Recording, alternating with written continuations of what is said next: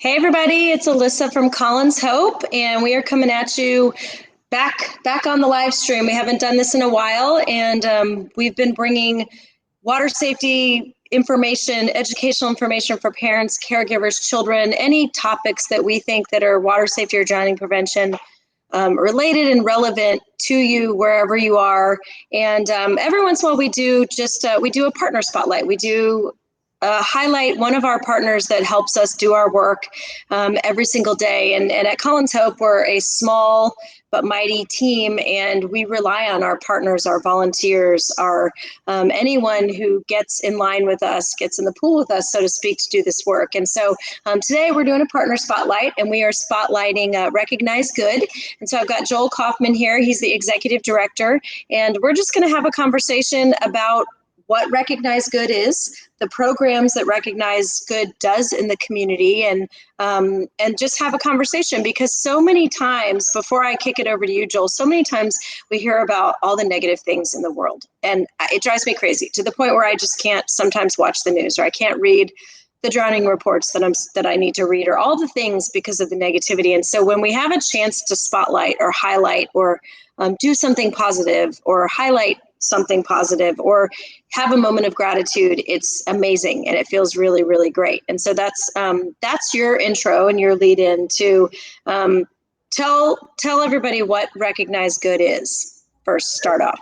Yeah, no, you nailed it. Thanks for having me. Yeah, Recognize Good is a 12-year-old nonprofit based here in Central Texas the whole time. And the basic idea that we were founded on was that kind of like you just said, taking time to appreciate the good in our lives and to say thank you for it really makes our lives better. And there's a ripple effect, pun intended, with all of the good that we can recognize and the way that it inspires others.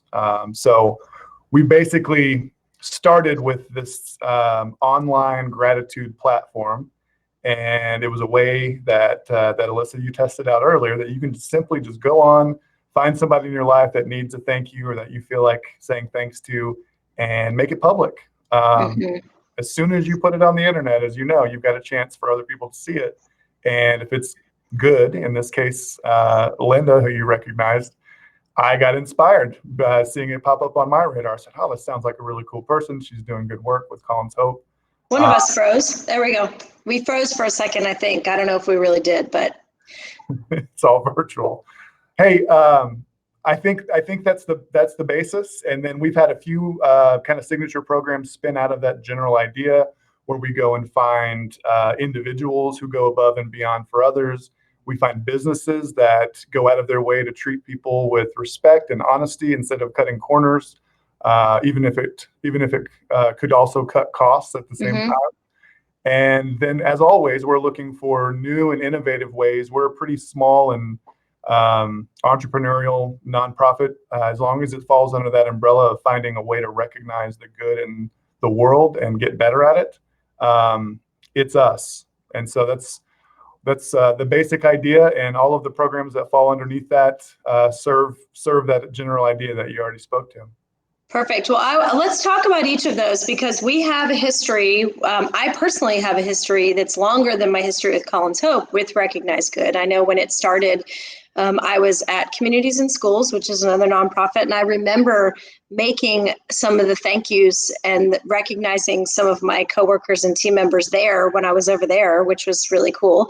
And then one of the programs, Ethics and Business Awards, we've talked about this before, but I mean, Colin's Hope has been a nominee in the past. I actually, when I was a graduate student at St. Edward's University, I served on one of the research teams for one of the first years of the EIB. And so when it was at the Samaritan Center, and so I have a special love for, my master's degree is in organizational leadership and ethics. So I believe in ethics, but I also love, again, calling out businesses and organizations that operate with a high standard of ethics and business practices. I don't know if you want to say anything more. Let's just talk about that one first, just because I think it's a great chance to call these out for people that may not know that they exist.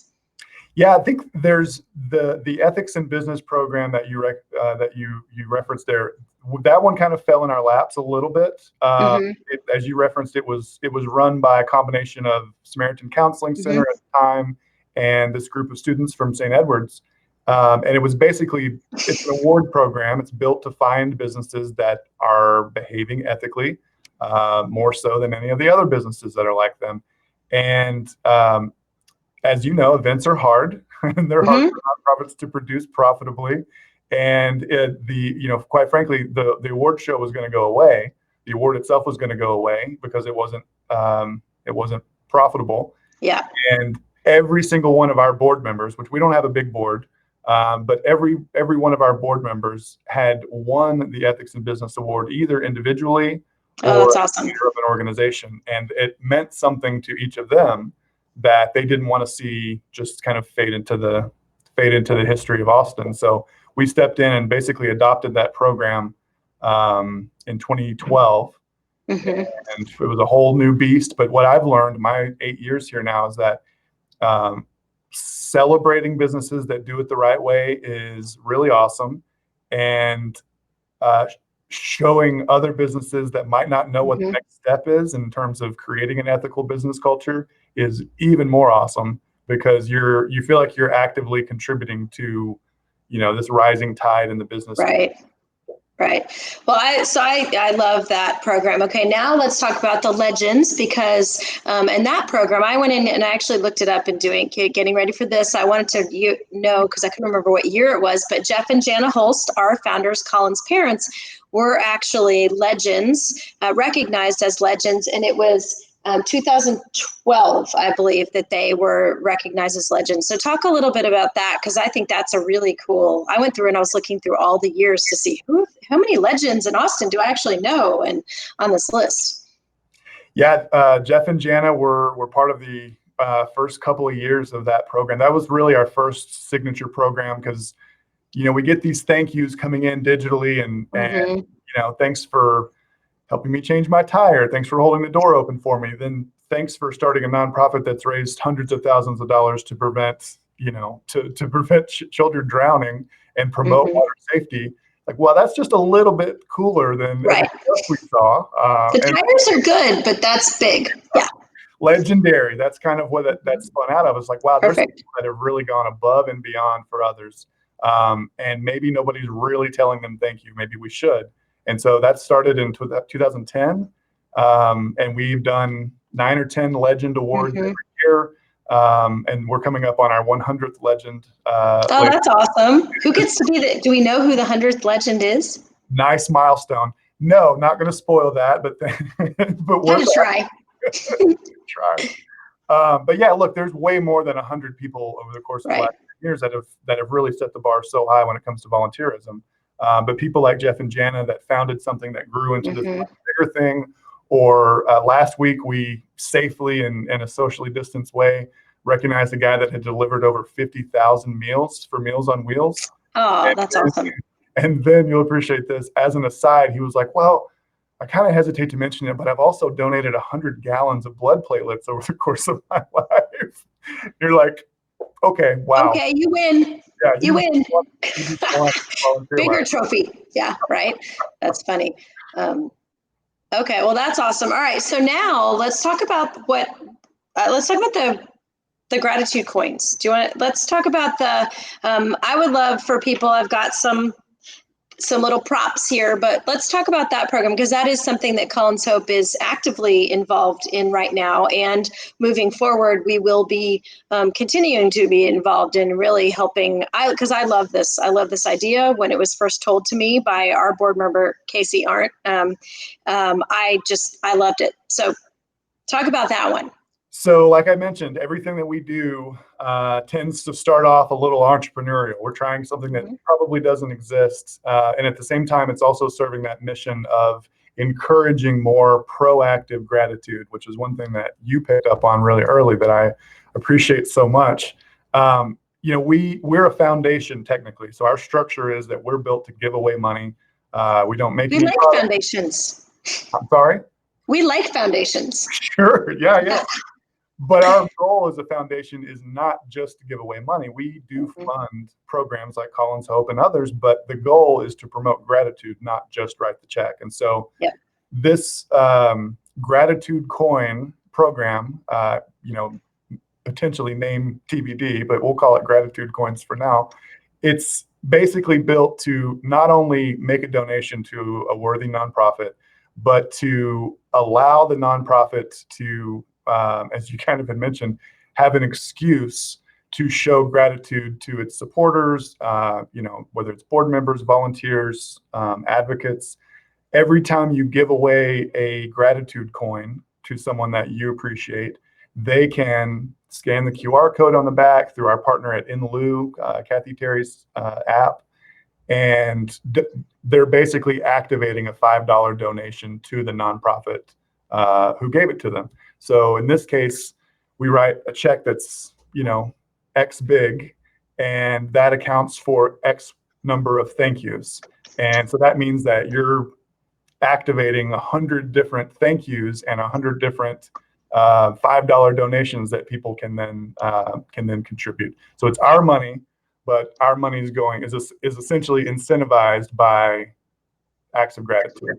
Right. So we'll talk this out. Let's tell people. I want to tell people what we were going to do. So we were set to kind of have these physical coins, and then the COVID happened, and so we have right now some virtual gratitude coins where we've been sending these an email to some of our supporters. We've been sending them. We sent them first to our board, and then we sent some to our people that did our kids triathlon and our swim, and we send it to them, and they get it, and it's a beautiful thing that says thank you, and it has nicely designed, and then they can they get our thank you. We're saying thank you for supporting us, in this case for doing and supporting us during this time, and then they take that, and like as Joel was mentioning, there's a QR code on the thing, and they go to a website, they redeem their thank you, basically, and then we get money back. So it's amazing because it's not only giving Colin's Hope a chance to say thank you to whomever it is for whatever it is that they did, but then it's allowing them to further give back to Colin's Hope, leveraging the dollars, your dollars. And it's amazing. And so I want to talk about what our plan is or was with the physical ones, because I was super excited about this. And then COVID happened, and we'll pick it up when we can.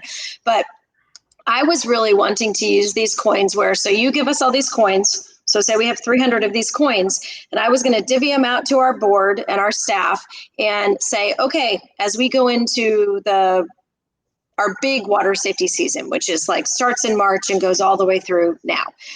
Really, we're year round, but that's the spring is when we hit the pavement really hard to try to get people to change their behaviors around water, prepare for the hot and the accessing water. And so I wanted to send us out with these coins. And when we spotted someone doing a positive water safety behavior, so if they were wearing a life jacket at the lake or on a boat or on a dock, or they were watching their kids, eyes on their kids being a water guardian at the pool or at the beach, or I can't remember what the other ones. I came up with a couple of if they were putting up a pool fence around their pool to create a barrier, or they enrolled in a swim lessons because swim lessons are a layer of protection, or they enrolled in a CPR class. We were going to say, yay, you, thank you for having a water safety behavior that can prevent drowning. And as our thank you, we're going to give you this coin, and then we want you to go redeem it with the QR code, and we'll get $5 back to keep doing this work. And to me, it was the most beautiful. I still think it's incredibly brilliant. And it does allow us to say, hey, Joel, thank you. And it's that approaching thing. And then this is the impact that whether you're doing a water safety behavior or I'm thanking you for volunteering, this is how you impact our organization, and then you can keep impacting it by letting us have their money to give it back to us. So I love it, and I think when the world starts back up as we can do this, I really do want to pick that up, because I think for us, we're trying to do behavior changes. We're trying to talk to people about doing things differently, and so that positive reinforcement. I think my example of when I saw something like this done, slightly different, but we were at the beach in New Jersey a couple of years ago, and my little cousins who are my cousin's kids. So they were like 8 and 9 at the time, and they were riding their bikes to the ice cream place, and they had their bike helmets on. And a police officer stopped them, and were like, "Oh no, what's going on?" And he handed them something, and they came pedaling up, and they were like, "The police officer gave us a free ice cream because we had our helmets on." And I was like, okay, that's brilliant, right? So similar kind of thing. It reinforced that behavior of, I'm going to put my helmet on because, I might get a free ice cream. I don't know. I might. But either way, it's just an amazing concept. I'm really proud as an organization that we get to be a partner with Recognize Good. And I want to say thank you to you as the ED, and to John and all the, everyone who's been, I read the history, and it's just so many people have put their passion and energy into wanting people to be able to say thank you and wanting to recognize things in our community. And what an amazing thing. So I want to say thank you for the leadership on that side, because like I said, there's lots of negative things that get put out there, but when we see these positive ones, it's just amazing. So I know we're over the time, but I want to give you a chance to say, anything else that you want to say about Recognize Good before we close it up and wrap it up. Sure. Well, look, kudos to you for being, and I know anybody watching already knows this about you, but for taking a chance and getting creative with this. Look, gratitude is an excuse to make a connection. And and if we can do that through a 3D printed physical coin or through a graphic virtual coin, then we're fulfilling our mission. And if we're allowing both a nonprofit and its supporters to have a little pick me up that day, then again, that's, as a friend of mine calls it, that's a triple win, and that's about as good as it gets. So thanks again, Alyssa. Perfect. Yeah. Well, and congrats on the 100th legend. I think that's really, really cool. That shows a lot that you guys are still going, and I can't wait to see who it is. So with that, Joel and Recognize Good, thank you for all that you do to support the work of Colin's Hope, especially during this time. Every dollar that comes in from our virtual coins that is happening now really help us to do this work. And then I look forward to the physical coins happening in the future. Thanks, Joel. Our pleasure. Bye. Have the best day ever, everybody.